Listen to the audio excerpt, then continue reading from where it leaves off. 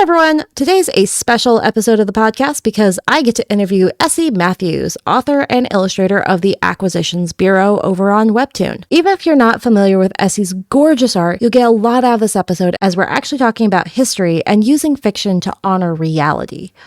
All while laughing about how badly Hollywood flops at this. Low-hanging fruit, I know, but it's still pretty hilarious. Now, if you're like me and prefer to listen to these longer episodes without being tied to a screen, I do also upload all my episodes as podcasts so you can free up your eyeballs and still get the same great information. Just search for EH Streak on Spotify or your favorite podcast platform. Now on to my interview with Essi Mathews. So some might say it's a little weird for me to interview a comic book artist regarding like history and fiction, but there's a reason I'm interviewing you. So why don't you introduce yourself and tell people why that is? Hi, so I have a steampunk comic. It's set in the 1860s, and I started it because I noticed that a lot of steampunk that I saw in comics and in movies and in literature had a lot of made-up dystopian elements, like death games and stuff like that. And I feel like that takes a lot of work as a writer to write about because you have to think up all that stuff and how it works and how it changes society and how it works in the politics and how it would all the logistics and stuff. Or you could just look up actual history, like because there's a lot of stuff that you don't think about as dystopian things that actually happened, like for example, I remember very distinctly coming across a piece of information about the Great Stink of London, and they put aside funding to solve the Great Stink of London, and that funding was not used to actually solve anything except perfume the curtains of the Parliament building. Oh no! so the House of Lords wouldn't have to deal with it. You don't need to make that stuff up. You could just copy it. And it's not even called copying, it's just called research. Yeah, I actually feel you very much on this. I've had a lot of people that don't understand because I write urban fantasy. When I say I hate world building, they're like, but you world build all the time. I'm like, I don't really world build. I just look at the world as it is. I do research on how police function and da-da-da-da. And then I simply go, okay, now apply vampires. How would that change the existing world I already know? So I'm right there with you. I'd rather have the real world and just bend it a little bit. So I had a conversation today. People don't understand where a lot of our culture comes from. So they don't understand how it would change in response to certain things. Like people don't understand, like, a conversation I had today was that the Red Santa Claus was informed by Coca-Cola. The yeah, that was an ad campaign. Rudolph the Red-Nosed Reindeer was a invention of Macy's department store, and the way we celebrate Christmas is hugely informed by Charles Dickens' A Christmas Carol, written in 1840, and that was 1840s. But people don't understand, for example, that piece of our culture and where it comes from. So they're like, oh yes, so this fictional society has Christmas, and the Christmas is exactly the same as our Christmas. And I'm reading it going, why? I kind of wonder, is that one of the reasons you include those little historical tidbits in your comic? Like you include little things about culture? Okay. Absolutely, because it adds authenticity. Like if you're telling a story, you go to the root of storytelling as a human art. It's always just like, oh, Crod hit a mammoth with this specific thing, so you will learn from this to use this specific thing in this specific way. Blah, blah, blah. That's like the root of storytelling. Right. And storytelling is by nature, what makes better stories is stories that are specific and stories that are personal. And you're not as interested in, like, let me tell you a tale of how everyone must, bring down a mammoth. Right. People don't tell stories that way. It's always like Jack did this, John did something. Let me tell you about Let me tell you about the time that Bobby almost got crushed by a mammoth. Blah blah blah. Yeah. Yeah, it's always very specific. It's always people that you know, and it's always like, oh yeah, they would definitely do that for this specific reason. It's always personal and very specific, and that's what makes good stories and pieces of whatever. And if you have only a vague general understanding of the story, you don't have as many specific pieces to put into specific characters to make the stories feel like something you would tell somebody to get to know somebody Right. in a real sense. Absolutely.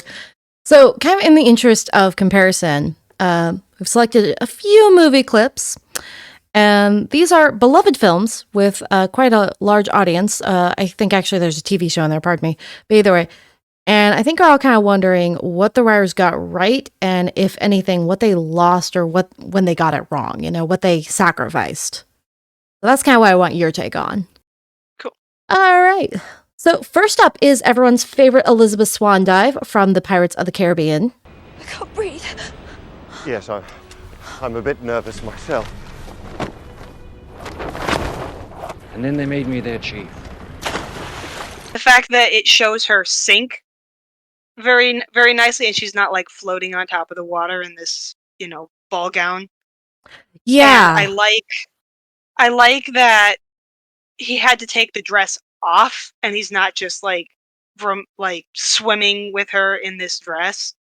Right, because that thing's gonna be soaked and thick, right?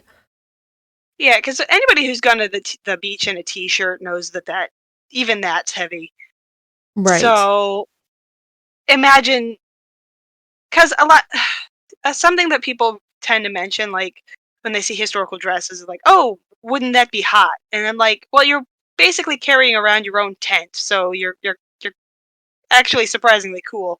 And plus, we've got lots of moisture wicking fabrics and such. But when that gets wet, all those moisture wicking fabrics like wool and linen and everything get incredibly heavy, and all those layers get incredibly heavy. So I like that they realistically made her sink, Right. and realistically had to have those removed.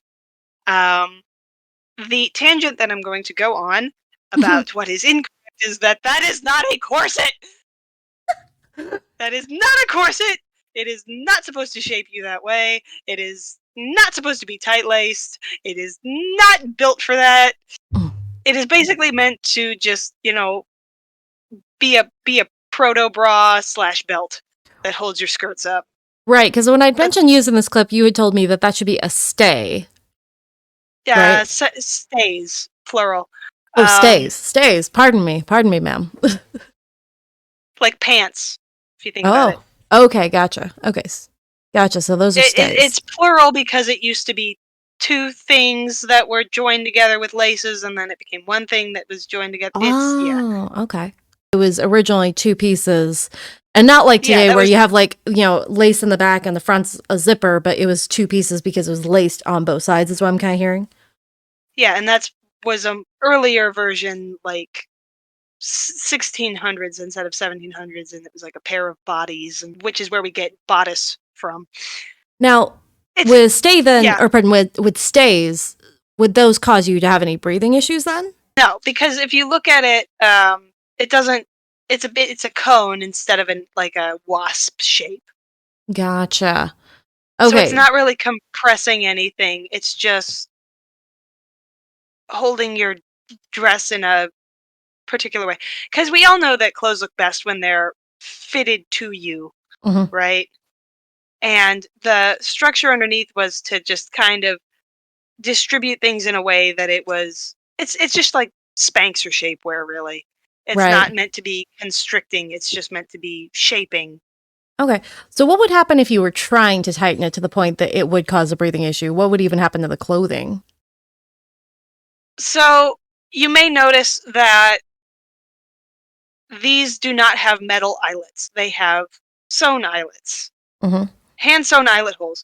And if you don't have metal there, it's going to rip. It's going to wear out. It's going to rip. It's going to stretch. It's going to warp. And this garment that has to be made specific for you, or it's not comfortable. It has to be hand sewn at this point in history. It has whalebone in it, generally, or other, costly resources that you don't want to just that aren't disposable. Right. Clothing is not disposable, and every time I see it like ripped or thrown away or, stained callously. My historian heart dies. But Right. Right, because I've even But read yeah. articles that thrift stores, as we know them anyway, were very rare before because for the most part, you got these very expensive gowns. Once you as a lady were done wearing it, you reused whatever pieces you could to maybe make a dress for your daughter or something for your baby, whatever, because those were freaking expensive. So I could definitely Yeah. see your point there. And if we think about another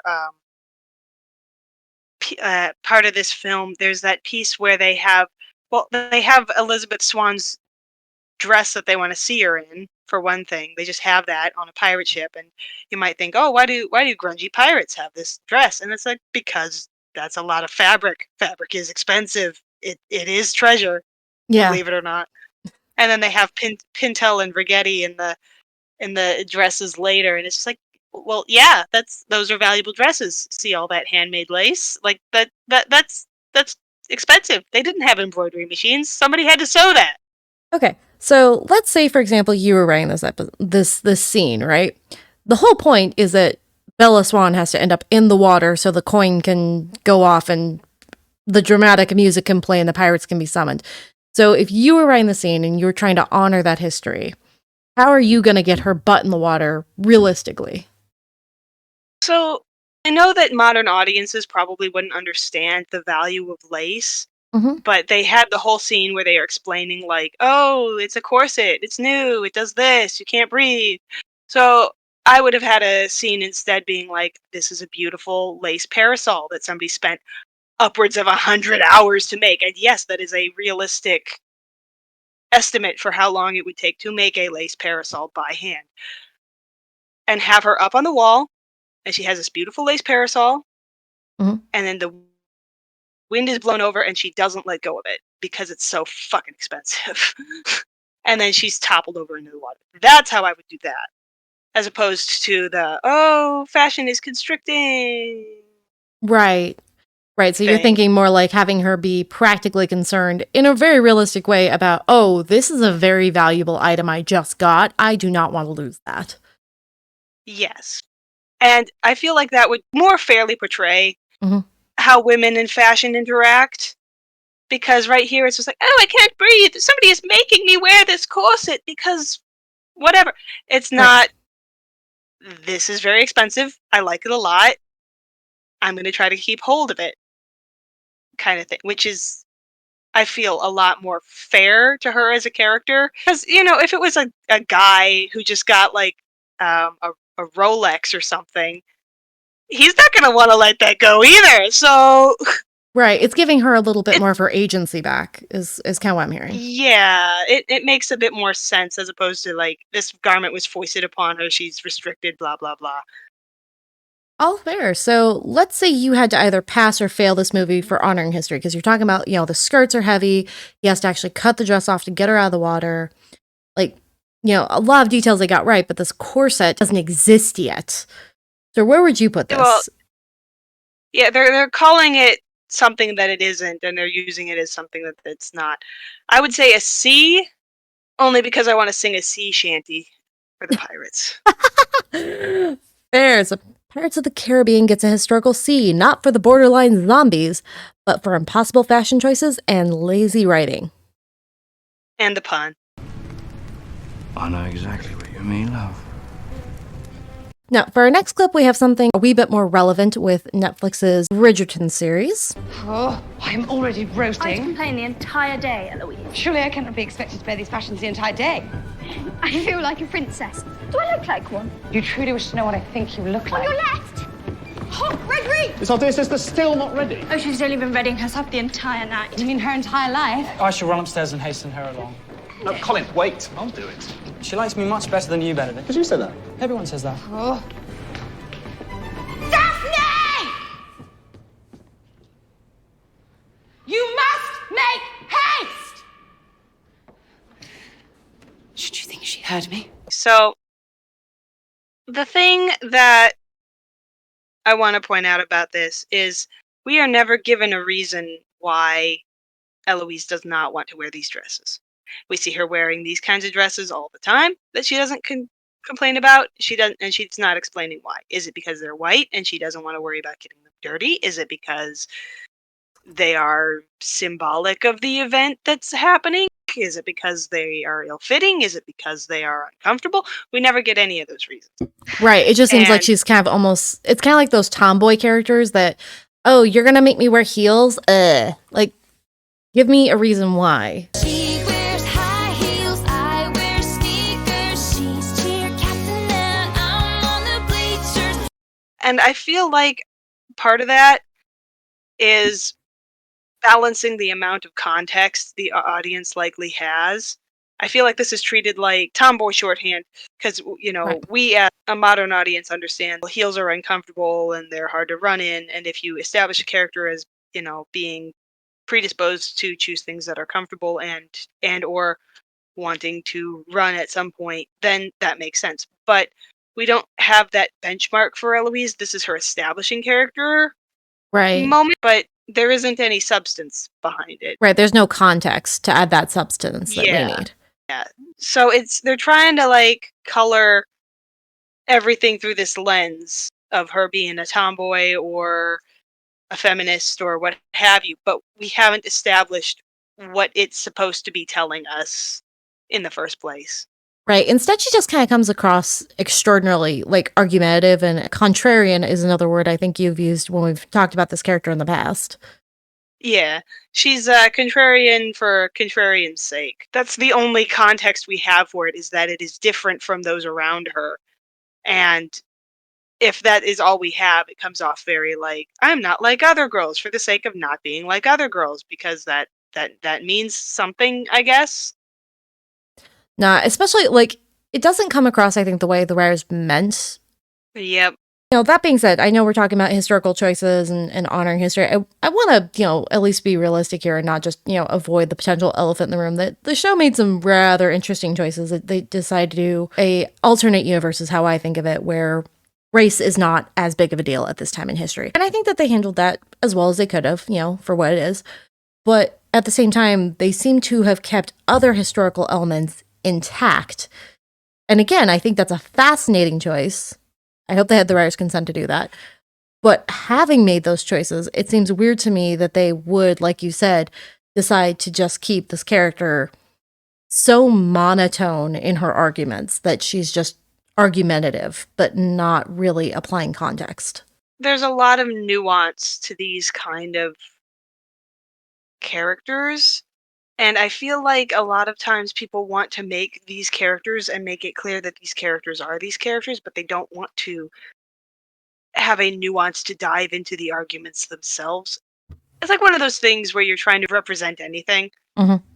You're not representing just the side, you are also representing a character on the side. I've seen a lot of people afraid to misrepresent the argument so the character suffers, but the thing is that as long as you make it clear that the character's flaws are the character's flaws and not the flaws of the argument Mhm. or the side that they represent or the group that they are in, and you make their struggles personal, then it comes across as a representation in better faith, as opposed to like, this character represents this argument and that is all that this character is.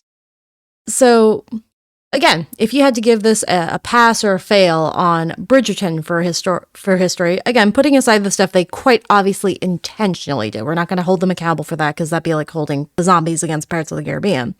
So where would you put Bridgerton personally?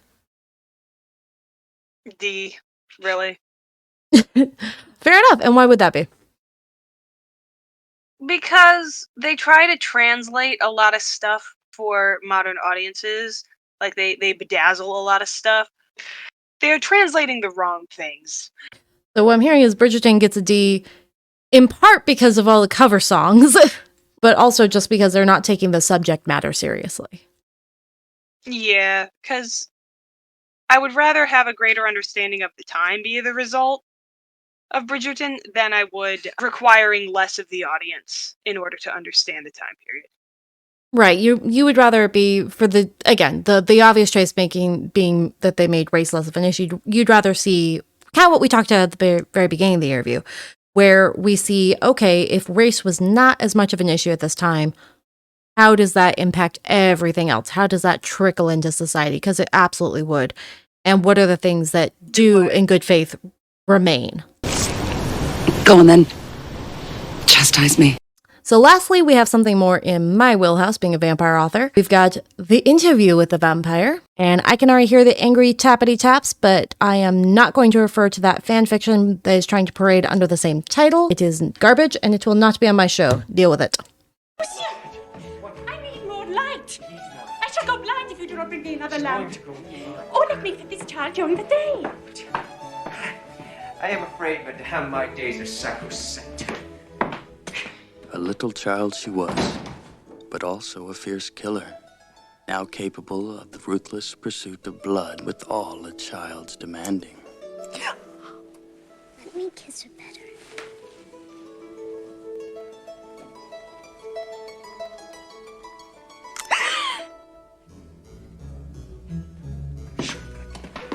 Claudia! Claudia! Now, who will we get to finish your dress? A little practicality, shall we? Remember, in home. So one thing I noticed is that it shows her having her dresses made for her, as opposed to like going to a store and picking them out Right. or anything like that. And it's not brought up later when she starts dressing with a more mature neckline and Right. things like that. It's not mentioned at all, like how hard it was to find a not costume, but an outfit like that for, you know, a girl of her age. Because, you know, it's established. She's getting her dresses made for her. Right. And audiences don't tend to be conscious of most clothes were made particularly for the person, or, you know, from a close relative, or, you know, even if they were bought secondhand or whatever, they were generally tailored because people didn't have like whole bedrooms full of clothes. They didn't have outfits upon outfits upon outfits. They had underwear and outerwear, and you would cycle through underwear and clean that, and the outerwear is what had the color and the embellishments and whatever, and that wouldn't get washed as often because dyes and things would leach out when you washed them. So what was washed was the understuff, and so you wouldn't have as many outerwear garments because you didn't need them, for one thing. Another thing, they were crazy expensive. And also very delicate, it sounds like. I mean, we just spent all this time talking earlier about lace and things like that. You know, yeah. And dyes were not set the same way they are today. If I They toss weren't color fast.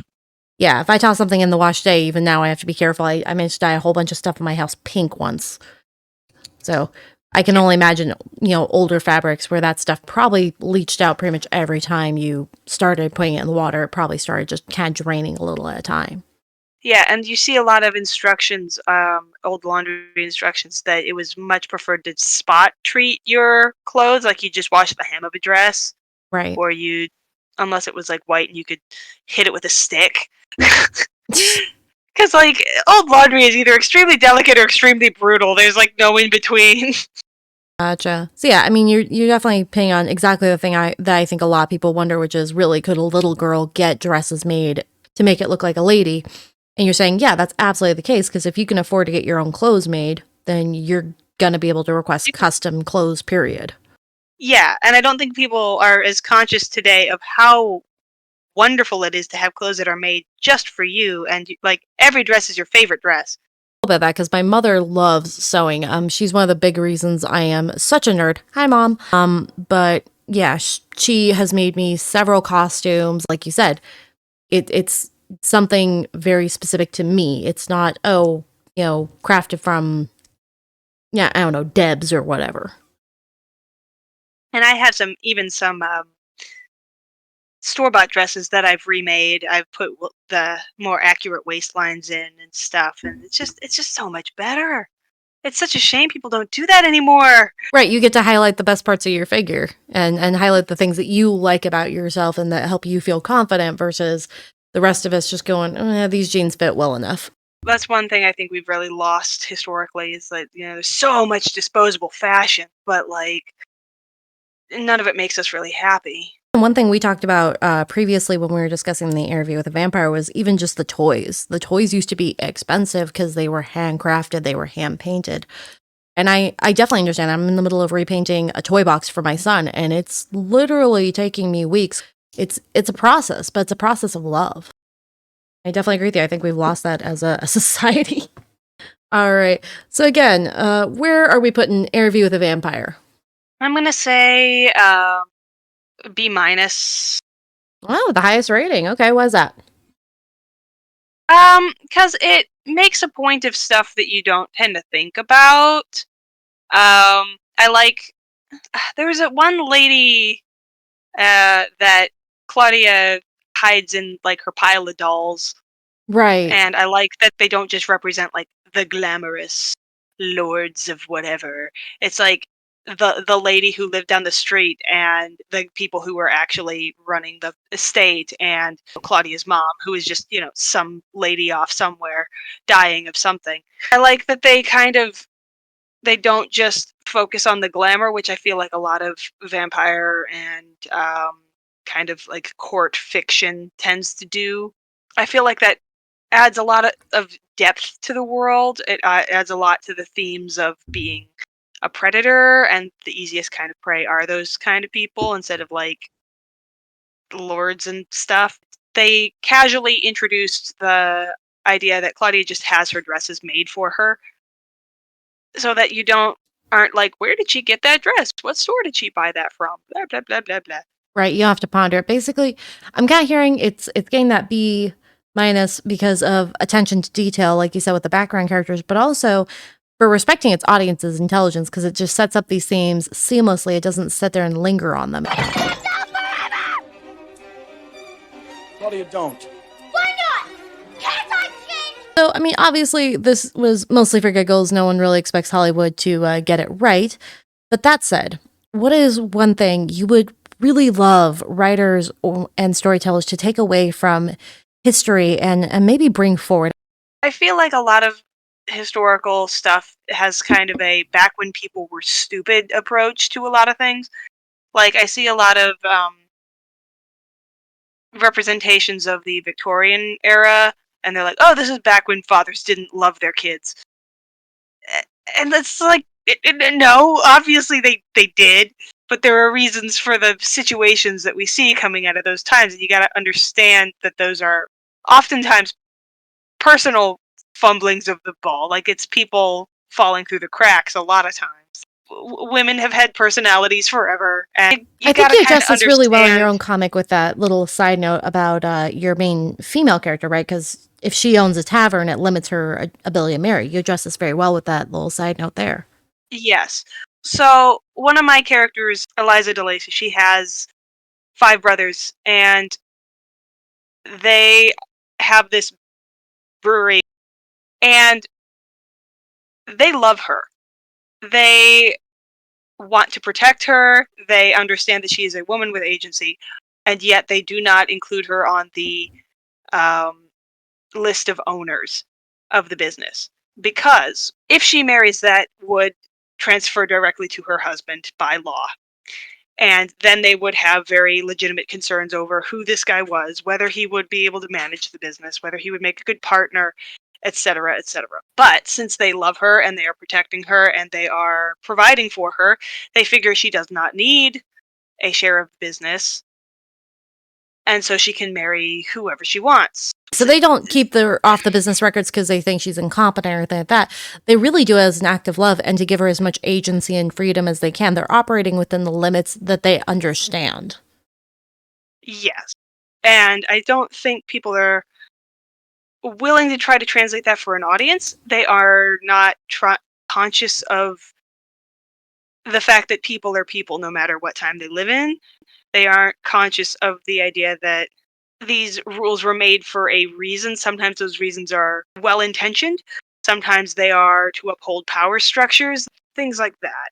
It's way more nuanced than people tend to understand. And I'm really tired of the back when people were stupid, back when people didn't love their daughters, back when, that kind of thing.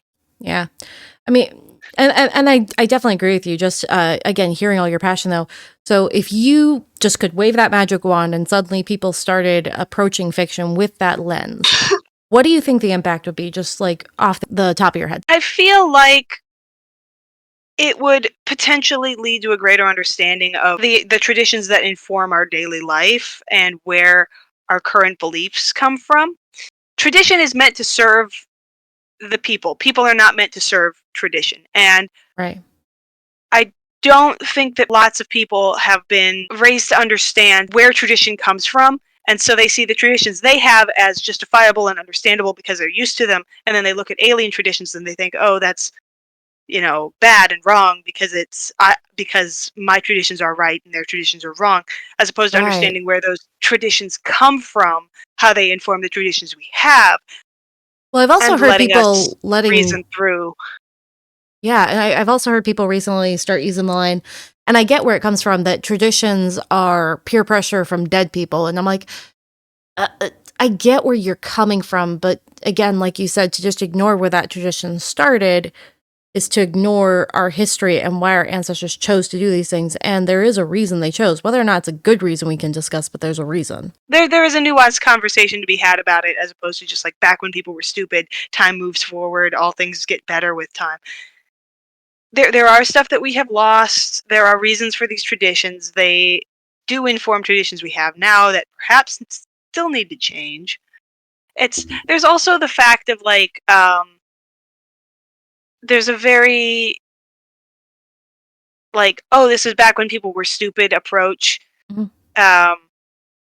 With that comes the idea that we have solved things now and we don't need to understand the source of the issues that happened then. Which, of We course, don't just leads need to to- the yeah. if you don't learn from history, you're doomed to repeat it concept, right? Yes. A good example, I think, of a historical portrayal of a society and the structures within is got to be Judge Claude Frollo from Disney's Hunchback of Notre Dame. Oh, such a good And it movie. is, yeah, and that is very much a character that he's used to represent a system, but it's understood that those are his personal problems Right. that he is using in that context, in that way. Right. Those two things together cause the story, not just the system, not just the character. Right. He is a corrupt human being. He does not represent, oh, the whole thing is corrupt. He is a corrupt human being with power. Right. Like, that's like the opposite of Eloise, but that is how you use that concept to write more goodly. More goodly.